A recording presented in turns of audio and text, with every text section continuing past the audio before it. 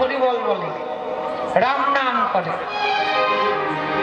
কাকের ডাক হলো অমঙ্গলের চিহ্ন। গোবিন্দ যখন যাচ্ছে রাধারানীর কুঞ্জে, ওই কাকের দলগুলো কা কা কা বলে গোবিন্দকে দেখে ডাকতে লেগেছে। গোবিন্দ মনে মনে ভাবছে, কি রে, আমি বৃন্দাবনের পথ বিচরণ করতে কোকিল কণ্ঠের সুমধুর ধ্বনি শুনি, কোকিলের সুমধুর ধ্বনি শুনে আমি মুখরিত হই, সেখানে আমাকে দেখে কোকিল না ডেকে কাক কেন ডাকছে? নিশ্চয়ই তো আমার কপালে কোনো অমঙ্গলের ভাব দেখা দিয়েছে। গোবিন্দ চলছেন, দেখাচ্ছে কেমন? চন্দনে চরচিত সুবাহু কলেবর, আর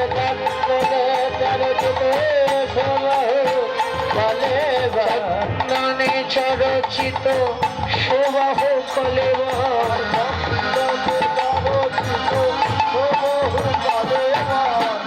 নীলবসন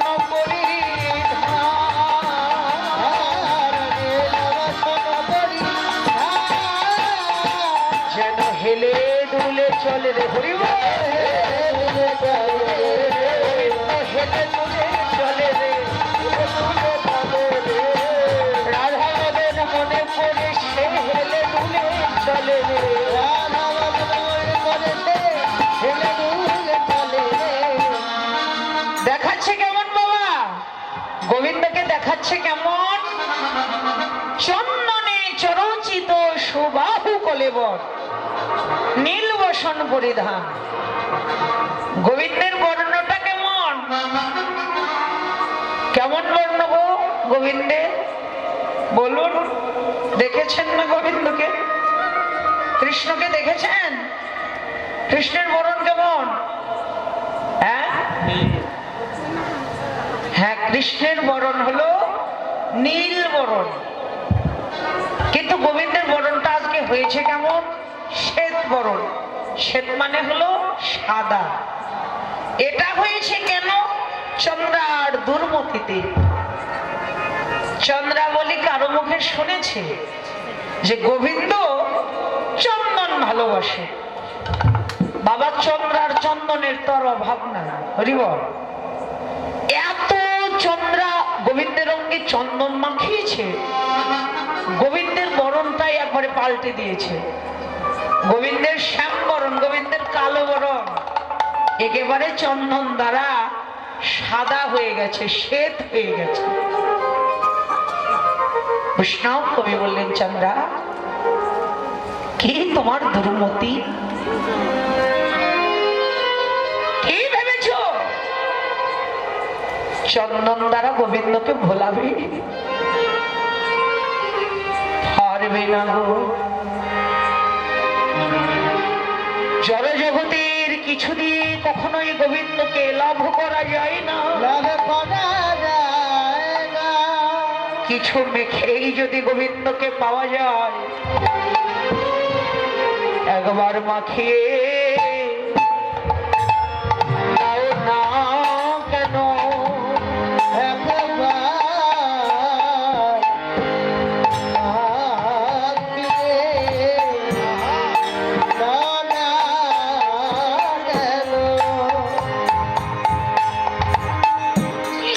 ভক্তি চন্ন আমার গোবিন্দের গাই মাখিয়ে তুমি দাও না কেন? ওই ভগতের কাছে গোবিন্দের গাই একবার মাখিয়ে দাও না কেন? তোমার ভক্তি চন্দন গোবিন্দের গাই একবার বদলে হা কৃষ্ণ হা গোবিন্দ বলে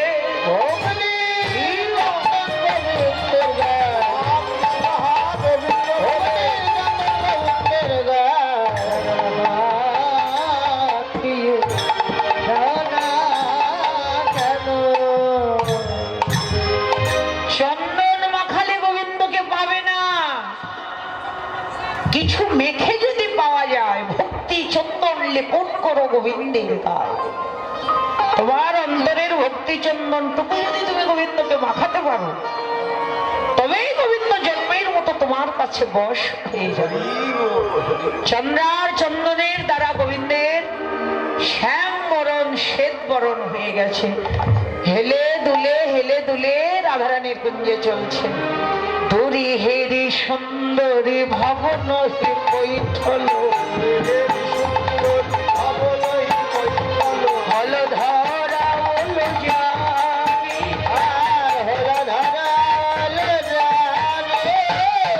ললিত নতমুখী হাসি হাসি অঙ্গনে, আসন দেওয়ালো আনি, একটা আসন দিল রে, আসন দিল রে, গোবিন্দ বসিবার তরে আসন দিল রে, গোবিন্দকে বলবার জন্য একটা আসন দিয়েছেন। কেমন আসন দিয়েছেন? একটা কুশাসন দিল রে, কুশাসন দিল রে, রাই কুশাসন করবে বলে কুশাসন দিল রে,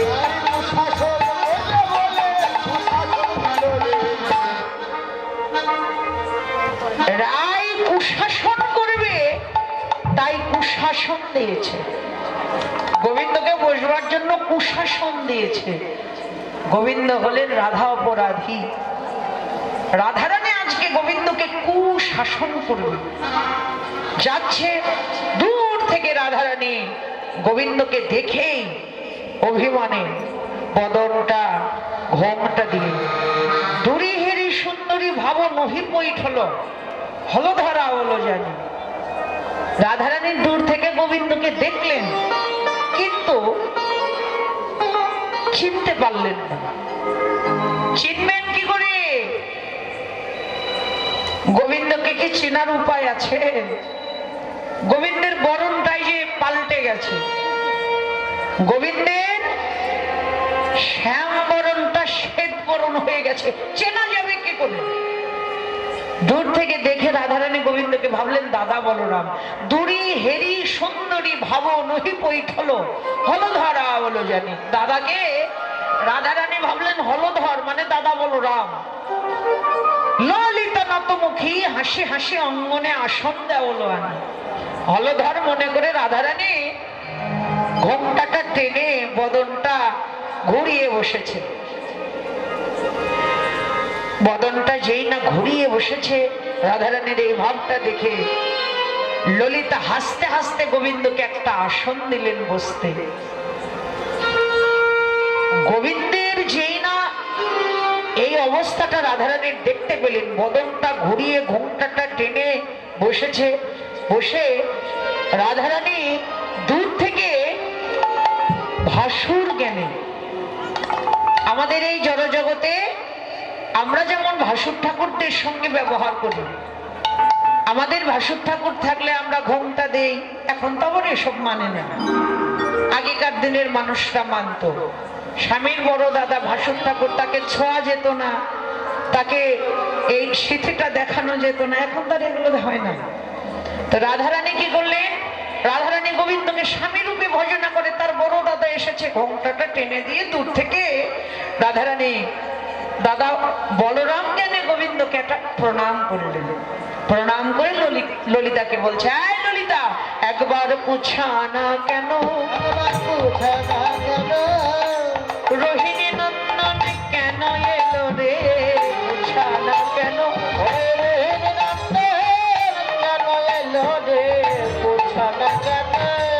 এই অসময়ে আমার কুঞ্জে কেন রোহিণী নন্দন? সেই না বলেছে রাধারানীর কথাটা গোবিন্দের কর্ণে প্রবেশ করতে গোবিন্দের বুকটা দূর দূর করে কেঁপে উঠেছে। সে কি রাধারানী কি তাহলে আমাকে চিনতে পারেনি? বললেন, হে রাধে, একবার বদনটা তুলে দেখো আমার দিকে। আমি তো রোহিণী নন্দন নই, নন্দন, আমি যশোদা নন্দন, তোমার সেই কৃষ্ণচন্দ্র, কৃষ্ণচন্দ্র, আমি তোমার সেই কৃষ্ণচন্দ্র। যেই না বলেছে, রাগান্ত্রিত হয়ে রাধারানী ঘোমটাটা টেনে খুলে রাগান্ত্রিত হয়ে গোবিন্দের বদনের দিকে তাকিয়ে বললেন, তুমি কি বললে? তুমি আমার সেই কৃষ্ণ। কৃষ্ণ বদন হলো তাপ নাশা বদন, যার অন্তরে যত তাপ থাক, যার অন্তরে যত বিরহ থাক, যন্ত্রণা থাক, ওই তাপনাশা বদন দর্শন করলে হৃদয়ের সমস্ত তাপ দূর হয়ে যায়।